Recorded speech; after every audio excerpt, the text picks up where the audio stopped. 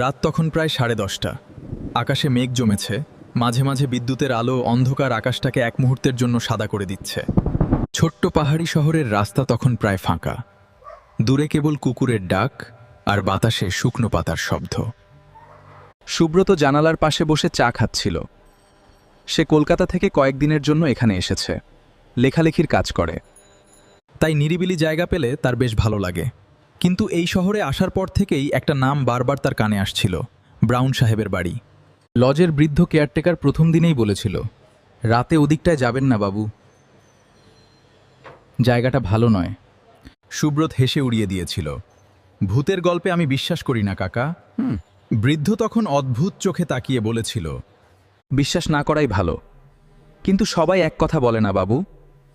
এই কথাগুলোই বরং সুব্রতের কৌতূহল আরও বাড়িয়ে দিয়েছিল। পরদিন বিকেলে সে বেরিয়ে পড়ল বাড়িটা দেখতে।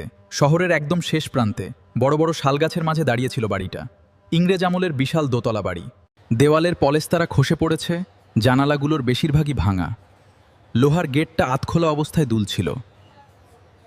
স্থানীয় লোকজন বলতো, বহু বছর আগে এখানে ব্রাউন সাহেব নামে এক ইংরেজ থাকতেন।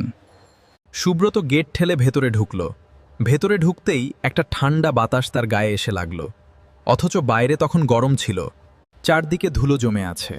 ভাঙা আসবাবপত্র, মাকড়সার জাল আর স্যাঁতস্যাঁতে গন্ধে পুরো বাড়িটা যেন মৃত। হঠাৎ ওপরতলা থেকে ঠক ঠক শব্দ ভেসে এলো। সুব্রত থেমে গেল। তারপর আবার ঠক ঠক, মনে হলো কেউ যেন ধীরে ধীরে হাঁটছে। সে নিজেকে বোঝালো, হয়তো পুরনো কাঠের শব্দ। তবুও বুকের ভেতর অস্বস্তি বাড়ছিল। সে সিঁড়ি বেয়ে ওপরে উঠতে লাগল। সিঁড়িগুলো এত পুরনো যে প্রতিটি ধাপে কর্মর শব্দ হচ্ছিল। ওপরের করিডরে পৌঁছে সে দেখল এক লম্বা অন্ধকার পথ। শেষ মাথায় একটা দরজা আধখোলা। ঠিক তখনই বিদ্যুৎ চমকালো। এক মুহূর্তের জন্য সুব্রত দেখল দরজার সামনে কেউ দাঁড়িয়ে আছে, সাদা মুখ, লম্বা কোট, স্থির চোখ। বিদ্যুৎ নিপতেই চারপাশ আবার অন্ধকার। সুব্রতের গলা শুকিয়ে গেল। সে ধীরে ধীরে দরজার দিকে এগোলো। হাত কাঁপছিল। দরজাটা ঠেলে খুলতেই ভেতরে শুধু ধুলো জমা একটা ঘর দেখা গেল। কেউ নেই। হঠাৎ তার পেছনে খুব ধীরে একটা গলা শোনা গেল, Who are you? ফ্যাকাশে মুখ, কালো কোট, চোখ দুটো অস্বাভাবিক স্থির। লোকটার ঠোঁট নড়ল না, তবুও গলাটা যেন চারদিক থেকে ভেসে আসছিল। সুব্রতের মনে হলো তার শরীর ঠান্ডা হয়ে যাচ্ছে। হঠাৎ করিডরের সব দরজা একসঙ্গে দড়াম শব্দে বন্ধ হয়ে গেল।